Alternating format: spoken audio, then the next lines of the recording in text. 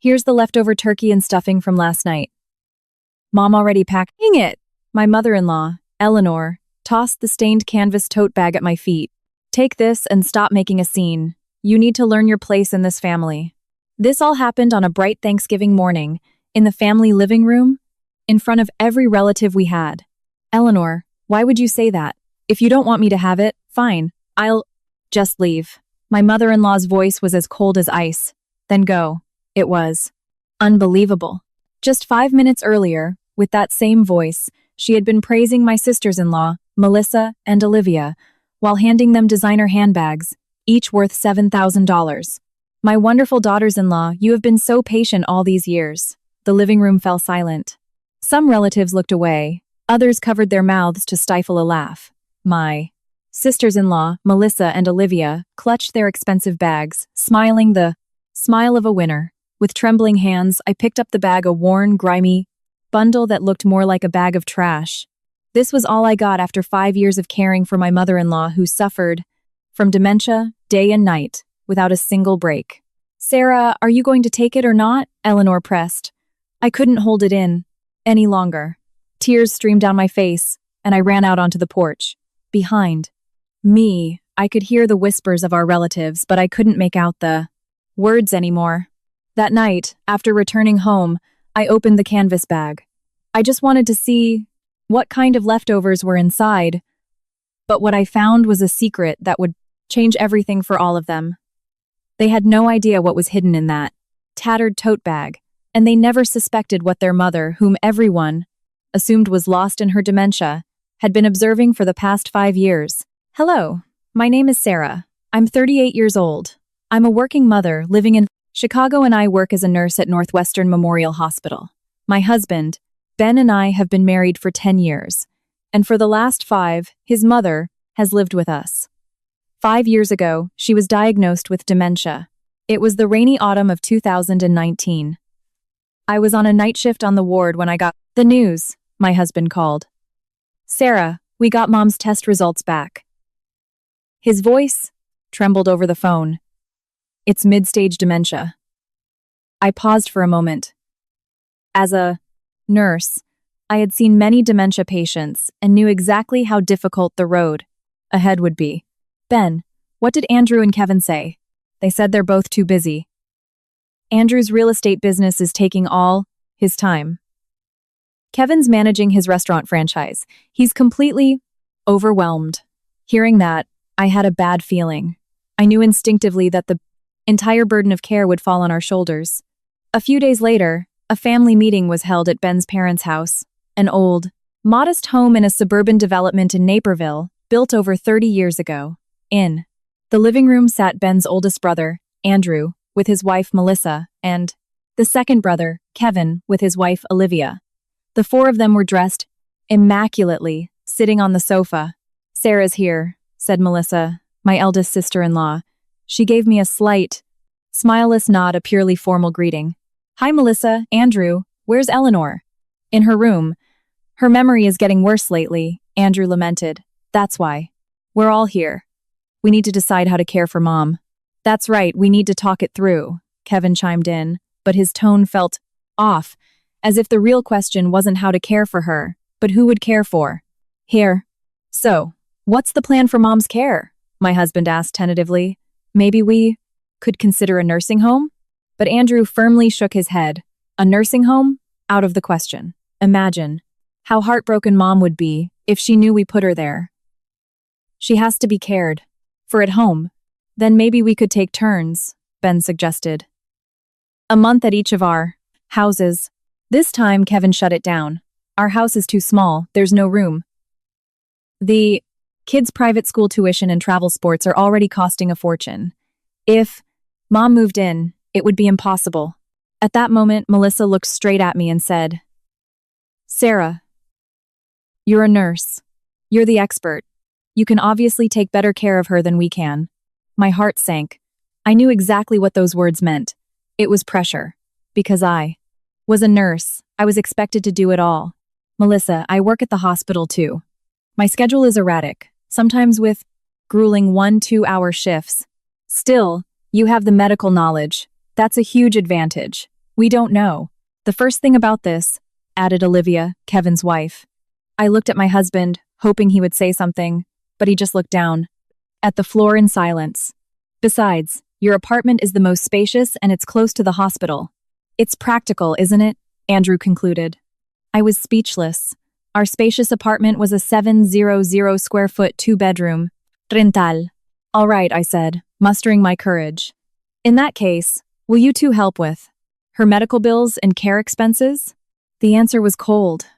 We're a little tight on cash right now, Kevin said. Sarah, why don't you start taking care of her first? We'll see how it goes, Andrew added. And just like that, the family meeting was over. It was decided that Eleanor would live with us. On the car ride home, I asked my husband, Ben, why were you so quiet? Your brothers were being completely unreasonable. Sarah, I didn't know what to say. They're my older brothers. I didn't want to start a huge fight. But it's not fair. They're dumping everything on us. Caring for your own mother is dumping? My husband's voice sharpened. What are you talking about? I dropped the argument. Rain began to fall outside. A month later, my mother-in-law moved in with us. On the day she moved, neither of Ben's brothers showed up. They just called. Sarah, please take good care of Mom for us. You know how busy we are, we just couldn't make it. I said I understood, but inside, I was seething. I suppressed it. I told myself I had to be patient. I was the youngest daughter-in-law. After Eleanor moved in, my life was turned upside down. I woke up before dawn to prepare her meals, then left for my shift at the hospital. After work, I'd come home and care for her again. At night, I barely slept, constantly worried that something might happen to her. One day, in the hospital corridor, I ran into my two brothers-in-law. It was the day of our mother's routine checkup, and they had suddenly decided to appear. How's Mom's condition? Andrew asked. I showed them her medical chart and explained, it's getting worse. Her memory is declining. It's dangerous to leave her alone. I'm looking into a private home care nurse. A private nurse? That's expensive, Kevin scowled. It's about $8,000 a month. Maybe we could all chip in? We don't have that kind of money right now, Andrew said dismissively. Sarah, you're a nurse. It's better if you just care for her yourself. His words stunned me. Just because I was a nurse didn't mean I could work 24/7 as her private caregiver. Andrew, I have a job to do. How hard can it be to take care of one old woman? Other daughters-in-law. Manage, Olivia sneered. My chest tightened. But what made me truly furious was what happened next. By the way, Andrew said, changing the subject abruptly, what's the situation? With Mom's assets? Her health was less important than her inheritance. We don't know, my husband answered. But Kevin looked at us suspiciously. You don't know? You live with her. How can you not know? Are you sure you haven't hidden her bank books? There's nothing like that. Eleanor handles all her own affairs. Well, to avoid any disputes later, it's better if we get everything clarified.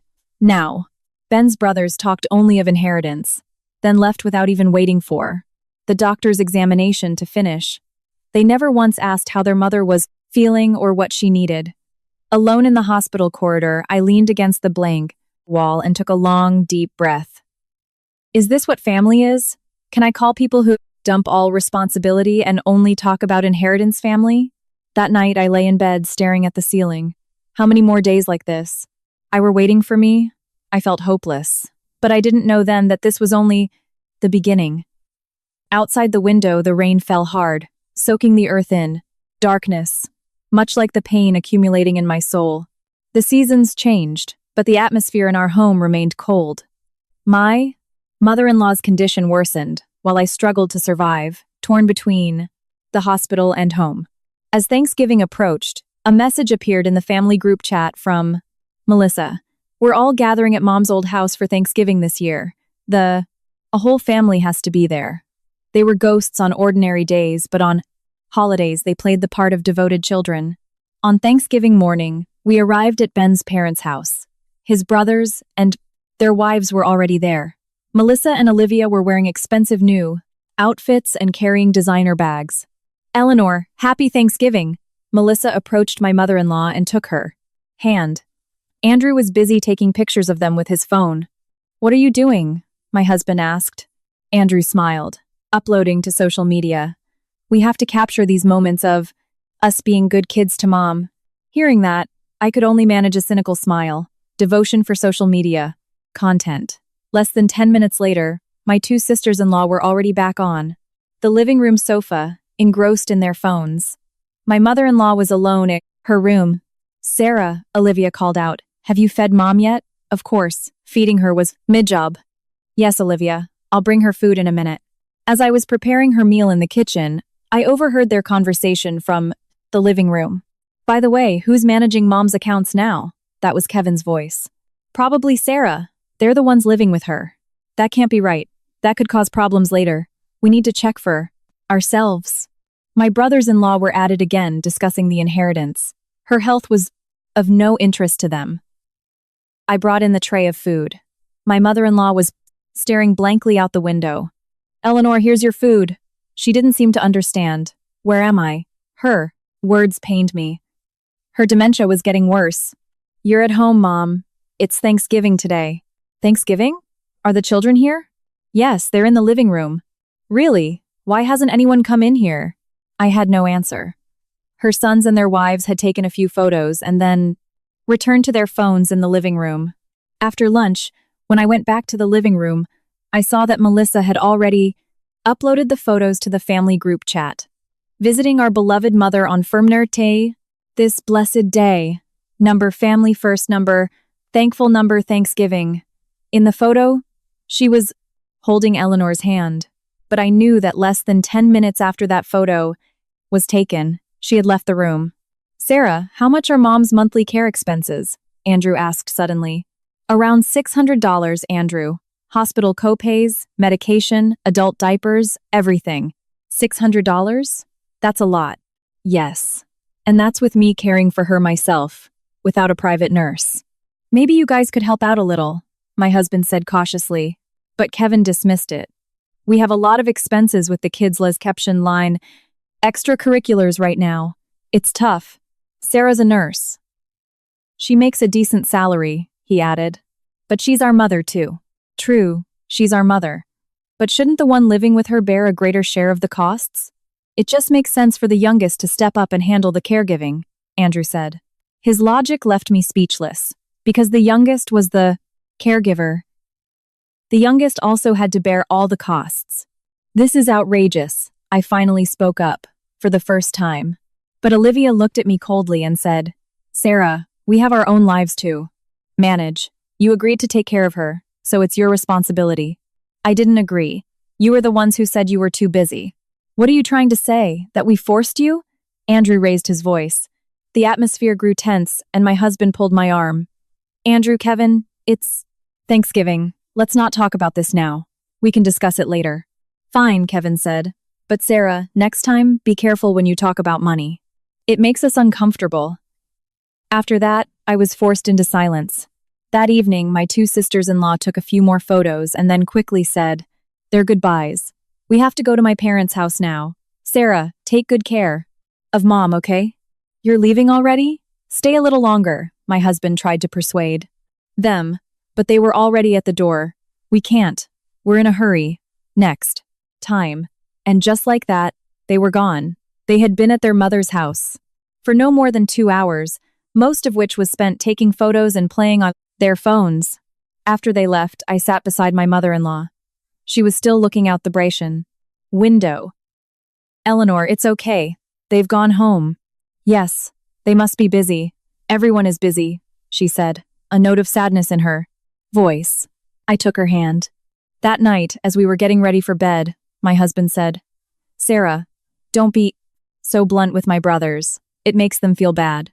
And what about me? Do I feel good? I know it's hard on you, but what can we do? They're older. So what if they're older? They show up, take a few pictures, and leave without contributing a single cent to her care. Is that what you call devotion? Still, you shouldn't have raised your voice. We're the younger ones. I didn't want to argue with him anymore. The conversation would always end the loque. Same way. We were younger, so we had to be patient. That night, I opened the Simon Leiter Dotto and family group chat again. Under the photo Melissa had posted, there were dozens of likes and comments. Such a devoted daughter-in-law. Your mother looks so happy. A model family. I turned off my phone and closed my eyes. Caught between the fake devotion on social media and the cold reality, I felt completely drained. About a month after Thanksgiving, my mother-in-law's condition took a drastic turn for the worse. She developed complications from pneumonia.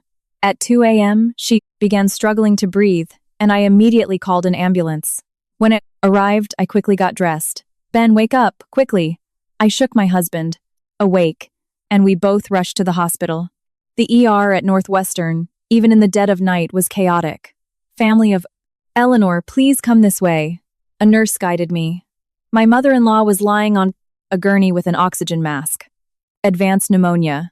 She needs to be admitted, the ER doctor said. I nodded and went to handle the paperwork. I had to call Ben's brothers. First, Andrew. Hello, Andrew? Mom's in the ER with pneumonia. Do you know what time it is? Is it serious? Yes, she has to be admitted. Okay, I'll be there in the morning. The call ended.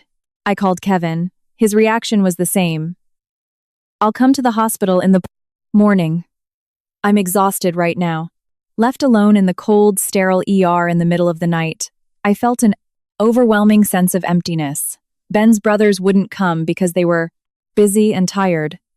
Then why did I have to be here? It wasn't until 9 a.m. that they finally arrived, Melissa and Olivia in tow. How's Mom? Andrew asked, his face a mask of concern. Exhausted from a quoted. Sleepless night, I replied. She's been admitted. The pneumonia is severe. How much is the hospital stay going to cost? That was Kevin's first question. Not how is she, but how much will it cost? I don't know for sure yet. We need an estimate. We have to be prepared, Andrew insisted, though I doubted. The we he was referring to included himself. We moved to the family waiting area. Ben's brothers drank coffee and chatted. By the way, Kevin started, what's the deal with Mom's will? Their mother was in the ER, and they were discussing her inheritance. There's nothing yet. Sarah, where are her bank books and power of attorney documents? Andrew stared at me. She keeps them herself. I don't know. How can you not know? You live with her. Maybe you're hiding something. Melissa's tone turned sharp. I was aghast. Melissa, why would I hide anything? I honestly don't know. Well, we need to find out now. It'll be more complicated if something happens. Olivia Shimejing. I felt like I couldn't breathe. She's in critical condition right now. Is it appropriate to be talking about this? For the first time, my husband stood up to his brothers. But Andrew said firmly, that's exactly why we need to check. What if something happens to Mom? Andrew, that's horrible. What's horrible about it? We have rights, too. The three of us are siblings. We have equal rights, Kevin declared. I turned away. I couldn't listen anymore. Just then, Melissa leaned in and whispered to me, Sarah, don't misunderstand. We just want everything to be clear so there are no disputes later. It's easier that way. As for the caregiving expenses, that's the duty of the one who's most available, right? Since you live with her and are already taking care of her. Hearing that, my anger boiled over. Caregiving was the youngest duty, but the inheritance was to be split 3 ways. Melissa, what are you implying? Are you not satisfied? Melissa narrowed her eyes at me. I fell silent. Whatever I said, the response would be the same. You're just the youngest. Daughter-in-law, how dare you? In the afternoon, my mother-in-law was moved to a regular room. Ben's brothers and their wives visited for a moment, then quickly left. We have an appointment. We'll go first. Sarah, please look after Mom here, Andrew said. What about the hospital bills? We'll talk about that later. The important thing is for Mom to get better, he said, and then he was gone. The others followed suit. Left alone in the hospital room, I sat beside my mother-in-law. She was still on oxygen. I swallowed my tears. That night, my dinner was a sandwich from the 2-4-hour convenience store in the hospital lobby. My husband said he had a work thing and went home early. While sitting at a small table, I received a credit card payment notification via text. The hospital deposit, $4,000. I opened the Notes app on my phone and recorded the amount. Date, purpose, to amount I detailed everything. I also took a picture of the receipt and saved it in a special folder. Someday, these records would be useful. My gut told me so. Ben's brothers hadn't contributed a dime to her care. But when it came time to divide the inheritance, they would surely demand an equal share. On my way back to the room, I looked up at the night sky from a corridor window. It was dark, without a single star, just like my heart. After my mother-in-law was discharged, about 2 months passed, and Thanksgiving arrived again. This was Thanksgiving morning, 2024. Sarah, we have to go to Mom's house today. All the relatives will be there, my husband said. I sighed. Every holiday, Ben's brothers gathered the entire clan, but all the preparations fell to me. Ben, I just finished a night shift. I'm so tired. We still have to go. Otherwise, they'll talk about us. In the end, I was dragged to the family home. When we walked in, the living room was already filled with about 30 relatives. Oh, the youngest daughter-in-law has arrived, one of the senior relatives remarked. There was no joy in her voice, just a statement of fact. From her room, my mother-in-law emerged. Strangely, today she seemed perfectly lucid.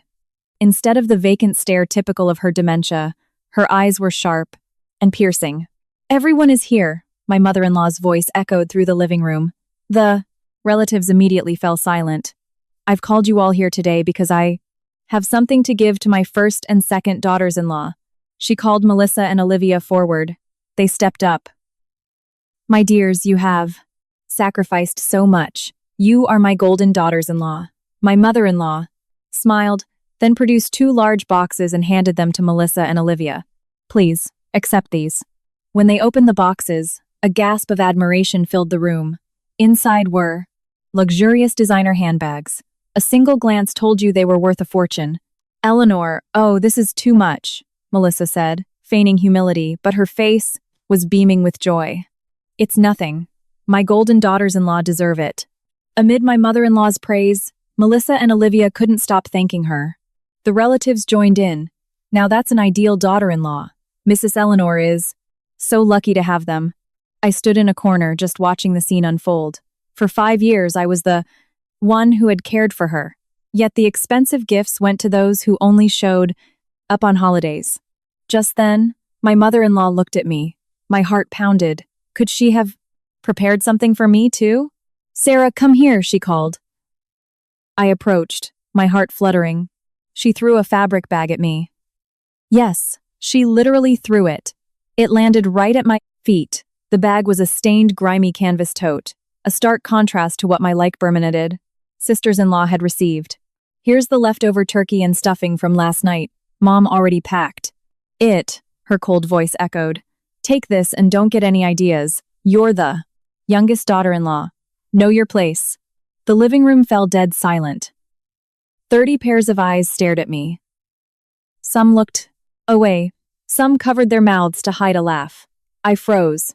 My hands trembled. Breath caught in my throat.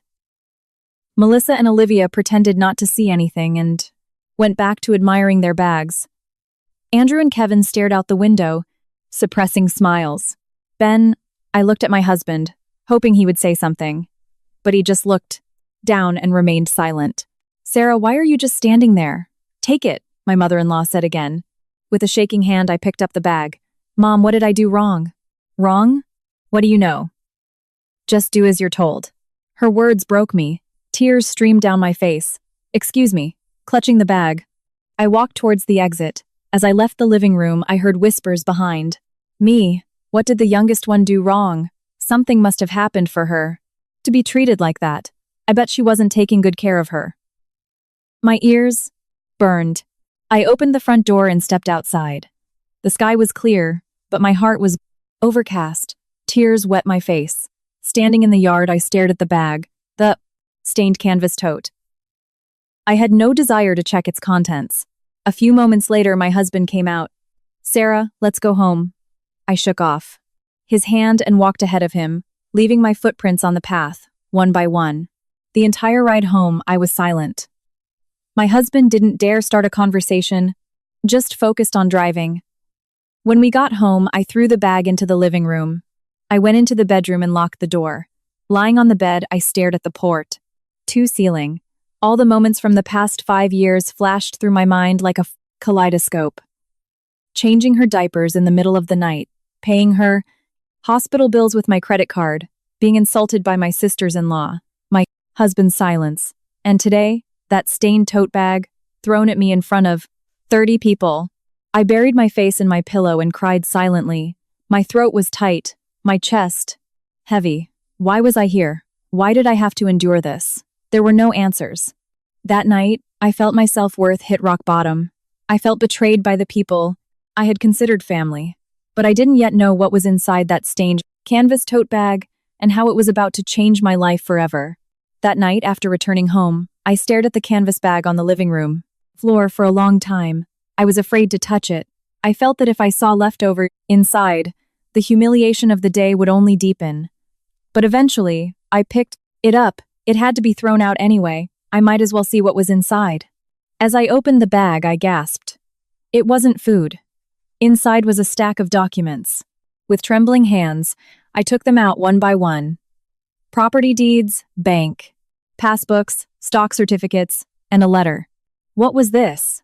The first document was the deed to 2 brand-new condominiums in the upscale Lincoln Park neighborhood, each over 900 square feet, in my mother-in-law's name. The second was a certificate of ownership for a 30% stake in a commercial building in the Loop. The third, 5 bank passbooks, each containing $250,000. Finally, I opened the letter. It was in my mother-in-law's handwriting. Her letters were shaky, but the words were clear. My dearest Sarah, how much you have suffered these past 5 years. I was only pretending to be ill, but I saw everything. I saw how heavy your burden was, how your sisters-in-law tormented you. The first and second daughters-in-law only came on holidays to take pictures and then leave. They never gave a penny for my medical care and only talked about my inheritance. But you were different. You changed my diapers in the middle of the night, paid my hospital bills with your own money, held my hand when no one was looking. You have become my true daughter. Today's display with the bag was the final test. I wanted to see if you were strong enough to endure this humiliation. And you passed. All the assets in the bag are yours. The 2 condos in Lincoln Park, the shares in the Loop building, and the $1.25 million in savings. All the transfer documents are already with my estate attorney, made out in your name. Don't give a single cent to your sisters-in-law. They only want my inheritance, not me. My only true daughter is you. I love you, and I am so sorry. Your mother. Reading the letter, I couldn't hold back my tears. My mother-in-law had been faking it. For 5 years, she had been observing and testing me. Mom, I whispered, clutching the letter to my chest as I sank to the floor.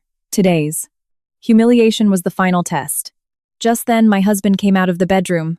Sarah, what's wrong? Why are you crying? I showed him the letter and the documents. He began to examine them, page by page, his face growing pale. Is this real? Yes. It's from your mother.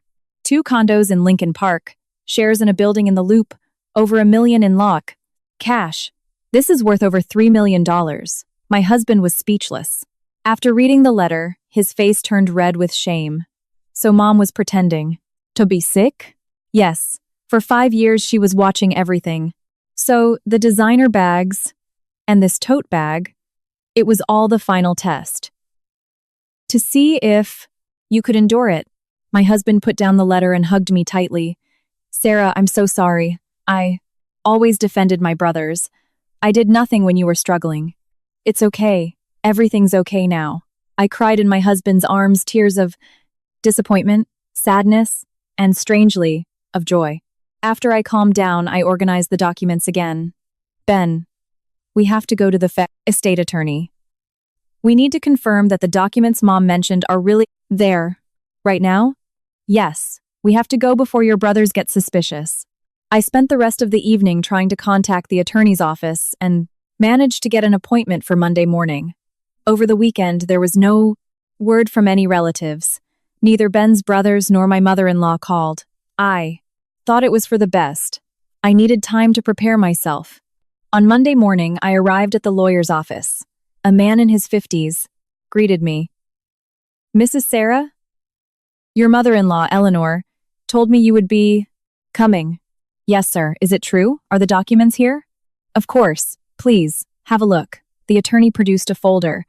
Inside was a grant deed written by my mother-in-law. Eleanor came here 3 months ago. She prepared all of this while she was of sound mind and body. 3 months ago? Yes. At that time, she said, I am gifting all my assets to my youngest daughter-in-law, Sarah. Do not give a single penny to the others. Hearing the B's and abiation, attorney's words, tears welled up in my eyes again. And she also asked me to give you this. The attorney handed me a flash drive. What is this? Please, see for yourself. Eleanor said it's a video she recorded. Back home, I plugged the flash drive into my laptop. A video began to play. On. The screen was my mother-in-law, sitting in her room, looking into the camera. My dearest Sarah, if you are watching this, it means my plan succeeded. I don't have severe dementia. I did in the early stages, but thanks to medication, my condition improved significantly. But I deliberately pretended to be unwell. I felt it was the only way I could see their true faces. The first daughter-in-law only came on holidays to take photos for social media. She never gave a cent for taking my treatment and only talked about the inheritance. The second was the same. But you were different. You changed my diapers in the middle of the night, paid my hospital bills with your credit card, and held my hand when no one was watching. That is why I have decided that my entire inheritance is for you. The bag on Thanksgiving was the final test. I wanted to see if you were strong enough to endure that humiliation. And you were. I saw how you cried as you picked up that bag and walked away. Sarah, now, live your life with your head held high. Do not give a single cent to Ben's brothers. They don't deserve it. And please, take care of my son Ben. It hasn't been easy for him either, under pressure from his brothers. I love you, my daughter. The video ended. I stared at the screen for a long time, crying. My mother-in-law had planned everything. For 5 years, she pretended to be sick, observing, testing what true devotion meant, and in the end, revealing the time and truth. That night, I received a call informing me that my mother-in-law had passed away. She died peacefully in her sleep at her home. I rushed over immediately. Entering her room, I held her hand. Eleanor, thank you. Thank you so much. Her hand was still warm. Holding it, I knew she had gone in peace. The funeral was held over the next 3 days. During the service, Ben's brothers and their wives cried dramatically, acting the part of devoted children. But I knew they weren't crying for their mother. They were anxious about the inheritance. A week after the funeral, a family meeting was held at the old house. Andrew even brought a lawyer with him. All right, we need to settle Mom's estate, he said, placing a folder on the table. Melissa and Olivia sat with sharp, calculating looks on their faces. According to the law, the inheritance should be divided equally among the 3 sons, their lawyer stated. I sat quietly, observing. By the way, Sarah, where are Mom's bank books and power of attorney? Kevin asked, staring at me. I don't know. You live with her. How can you not know? Melissa's voice sharpened. I really don't know. Eleanor managed everything herself. Maybe she left other documents? Andrew pressed. I paused for a moment, then pulled the canvas tote bag from my purse. This is the bag she gave me on Thanksgiving. Yes, she said it was leftover turkey. So what was in it? Olivia asked, pointing at the bag. I opened it. Deeds, bank books, and stock certificates tumbled onto the table. What is this? Andrew snatched the documents. His face turned pale, his hands shaking. 2 condos in Lincoln Park. Shares in a building in the Loop. All in. Your name? Their lawyer examined the documents and nodded. Yes, it appears Mrs. Eleanor gifted all of this to Mrs. Sarah during her lifetime. Impossible! This isn't valid! Mom had dementia! Kevin yelled. A gift deed from someone with dementia has no legal standing. Melissa raised her voice. Then I pulled out one more document from my purse. Look at this. It was a notarized document. My mother-in-law, in good health, had undergone a mental capacity evaluation and, in front of a notary, clearly stated her wish to gift her assets. This document is dated 3 months ago, their lawyer said after examining it. At that time, Mom was undergoing treatment.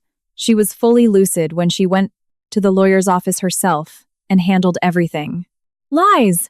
We knew nothing about this, Olivia shrieked. The fact you didn't know isn't surprising. She only told me, I replied calmly, then produced the flash drive. And there's this, too. A video recording from her. Her real will is on here. Play it, Andrew demanded, snatching the drive. He plugged it into a laptop and played the video. My mother-in-law appeared on screen. I am of sound mind and body. This video is my true last will and testament. I am gifting all my assets to my youngest daughter-in-law, Sarah. The reason is simple. For the past 5 years, the only one who truly cared for me was Sarah. My first and second daughters-in-law only came on holidays to take pictures, never gave a cent for my treatment, and only cared about the inheritance. But Sarah was different. She changed my diapers in the middle of the night, paid my hospital bills with her own money, and held my hand when no one was watching. Therefore, my inheritance is rightfully hers. Do not give a single cent to the Plunzos, others. This is my legal decision, and it cannot be contested. When the video finished, the room was silent. It's a fake. Sarah threatened Mom. And forced her to do it, Melissa screamed, but her voice lacked conviction. Do you have any proof that I threatened her? I asked calmly. Well, do you have any proof you cared for her for 5 years? Kevin shot back. I pulled a thick folder from my bag. I have every hospital bill for the last 5 years, receipts for medicine, diapers, a daily care log, it's all in here. I opened the folder, and thousands of receipts cascaded out. And these are your bank statements. A list of the money Mom transferred to you for the last 5 years. I produced another set of documents. It was proof of transfers received by Melissa and Olivia for kids' tuition and living expenses. Melissa had received $45,000 over 5 years, and Olivia $35,000. Meanwhile, they hadn't given a single cent for their mother's care. Their lawyer examined the documents and nodded. This could have legal consequences. You have a filial responsibility to support your parents, but instead, you took money from them. When did we not pay? We helped in our own way, Andrew shouted. But I pulled out one last document. Then what is this? Your credit card. Statements. On the day Mom was admitted to the hospital, you two sisters-in-law were shopping on Michigan Avenue. That's an invasion of privacy, Melissa screamed. It's not an invasion, it's evidence. Mom gave me this data herself. It was a record my mother-in-law had secretly compiled over 5 years, documenting the behavior of her children and daughters-in-law, what they did, what they said, all of it. Considering all this evidence, Mrs. Eleanor's decision to gift her assets is entirely reasonable and just, their lawyer concluded. We'll sue. You think we'll just let this go? Kevin threatened. But I smiled and replied, go ahead. I'm ready. I have 5 years of records. The meeting ended. Ben's brothers and their wives left, their faces contorted with rage. For the first time, my husband stood by my side and said to his brothers, you're the ones who are wrong. You have no idea how hard it was for my wife for 5 years. You only showed up on Thanksgiving for photo ops. And you're not going to defend us? Andrew glared at him. But my husband shook his head. I'm not defending my brothers. I'm defending the truth. And I'm defending my wife. With those words, my husband took my hand, and we left. As promised, Ben's brothers sued. A mediation session was scheduled. On the day of the hearing, I brought all my evidence. 5 years of receipts, daily care, logs, and the audio and video recordings from my mother-in-law. Across the room sat Ben's brothers and their lawyer. Andrew looked confident he would win. We hope we can reach an agreement today. We are demanding an equal 3-way split, their lawyer began. But the mediator, after reviewing the documents, shook his head. Based on this grant deed, Mrs. Eleanor's wishes are perfectly clear. Moreover, it has been notarized. But she had dementia, Your Honor, Melissa argued. Please see this certificate of mental capacity. At the time of the gift, Mrs. Eleanor was fully lucid. The mediator held up the document. Just then, the door to the room opened. In walked Carol, my mother-in-law's quote, younger sister, Aunt Carol. I stood up in shock. Sarah, I'm here as a witness, she said, sitting down and pulling out a folder. My sister, Eleanor, entrusted something to me. She called it her file of truth. She opened the folder and revealed new documents. The first was Melissa, Olivia's bank statements. For 5 years, these two daughters-in-law never transferred a single cent for their mother's medical care. On the contrary, they received tens of thousands of dollars for kids' tuition and living expenses, Carol said, pointing to the transfer records. We were having financial difficulties, Kevin tried to defend himself. But Carol pulled out a second document. Financial difficulties? Then what is this? Photos from your trip to Bali. It was a picture of Melissa and Olivia on a beach in expensive swimsuits, enjoying a luxurious resort vacation. They had posted it on social media. How did you get that? Olivia stammered. My sister saved everything. No money for her medical care, but plenty for overseas holidays. Carol then produced a third document.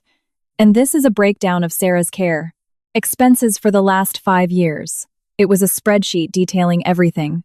Hospital bills, medicine, diapers, replacement caregiver fees. Total, $50,000. Sarah paid for all of it with her own money. The mediator, after examining the document, raised his eyebrows. $50,000, you paid yourself?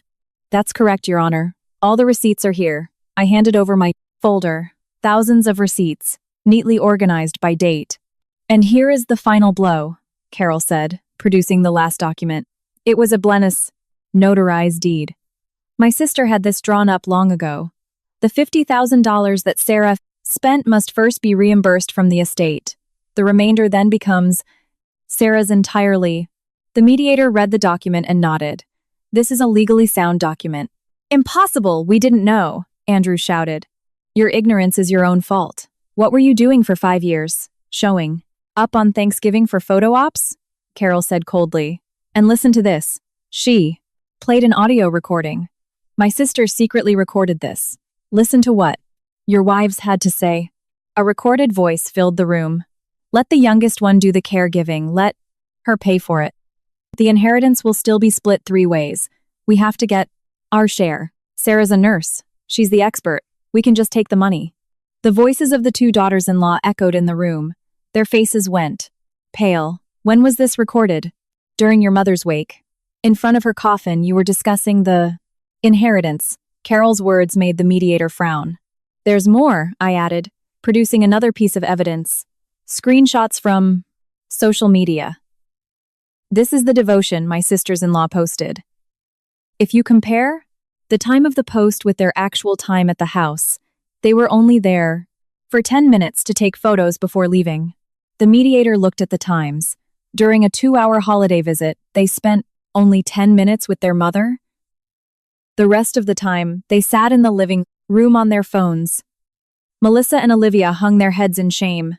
And this is a recording of a conversation about the funeral expenses. Carol played one last file. Sir, please give us the cheapest option. Our finances are tight right now. But, in front of the guests, just say we arranged for the most luxurious one. It was the voice of Ben's brothers talking to the funeral director, putting on a show of devotion in public while scrimping in private. The mediator sighed. Considering all this evidence, it can be concluded that Mrs. Sarah bore the entire cost of Mrs. Eleanor's care for 5 years, while other family members provided no financial support. Therefore, Mrs. Eleanor's decision to gift her assets is entirely reasonable. Moreover, there is a clause for the Prashanmini Anale, reimbursement of $50,000 first. Even if the inheritance were split 3 ways, Mrs. Sarah would receive $50,000 before the remainder is divided. Their lawyer did some quick math on a calculator, and his face soured. In that case, we get nothing, Kevin yelled. But the mediator was unmoved. That is the consequence of neglecting your filial duty for 5 years.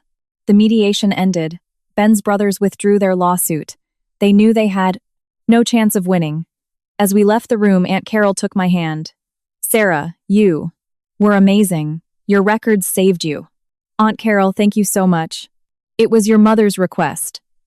Please help Sarah, she said. That's why I came. She was worried about you until the very end, afraid that your kind heart would to be taken advantage of. My tears flowed. I couldn't believe the depth of my laughter. Mother-in-law's love. After the lawsuit was dropped, the truth about Ben's brothers and their wives spread among the relatives. The performative devotion on social media, 10-minute Thanksgiving visits, the lies about the funeral expenses, it all came out. The family group chat was filled with condemnation.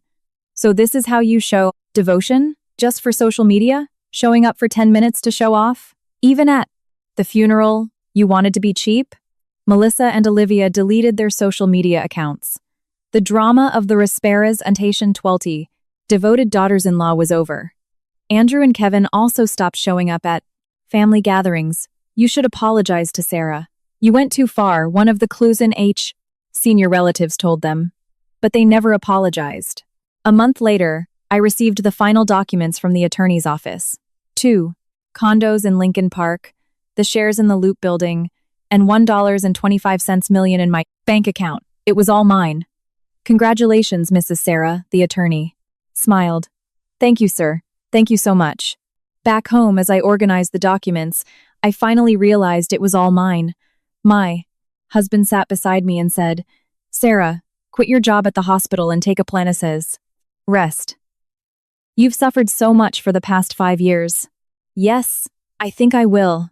I wrote my resignation letter. I wanted to rest my weary body and soul. I sold one of the Lincoln Park condos and used the money to open a small cafe in Isla downtown Chicago. It had been a dream of mine for a long time. I named the cafe Eleanor's Garden in memory of my mother-in-law.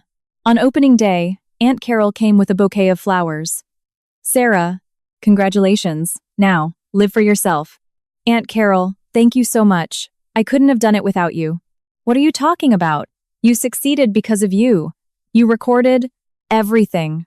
You were patient and you endured. Aunt Carol pointed to a corner of the cafe. You should hang a painting there. What kind of painting? That stained canvas tote bag. I brought the bag from home, the grimy tote my mother-in-law had thrown at me on Thanksgiving. I had it framed and hung it on the cafe wall. Beside it, I placed a small plaque, the meaning of true family. Visitors who saw the bag would ask, what does that mean? It's the bag that changed my life, I would reply. They would nod, puzzled, but ask no more. One day, Ben's brothers, Andrew and Kevin, came to the cafe. They were very cautious. Sarah, can we talk for a minute? I pointed to a table. Please, sit. I brought them coffee. Andrew spoke first. Sarah, we are so sorry. We were horrible to you for 5 years. We're not making excuses. We were wrong. We only saw Mom as a source of money, and we looked down on you. Kevin also hung his head. We regret not being there for Mom in her final moments, and we regret treating you so badly. I took a sip of my coffee. Don't apologize to me. Apologize at your mother's grave. Think about how much you disappointed her, and from now on, stay out of our lives. We will live our own way. Okay, it won't happen again. After they left, my husband took my hand. Sarah, you were incredible. So firm. Yes, now I want to live with dignity. That night, as I closed the cafe, I looked at the bag on the wall, stained and worn, but now it was my most precious inheritance. A final lesson from my mother-in-law. It was a final lesson from my mother-in-law. True family isn't built on blood, but on love and devotion. And she taught me that to keep good people from suffering, sometimes you have to record everything and always be prepared. I touched the bag and whispered, Eleanor, thank you. Because of you, I can live with dignity. Outside, the rain began to fall, just like that day 5 years ago. But now, everything was different. The rain back then felt cold and lonely, while this rain felt warm and cleansing. I left the cafe with my husband, walking under the gentle rain. I held his hand tightly. Ben, let's live a happy life. Of course, together. And so, we began our new life, with the love and inheritance my mother-in-law had left in our hearts. And that canvas tote bag will forever hang in the cafe, telling anyone who comes what true family is, and that in the end, goodness will prevail.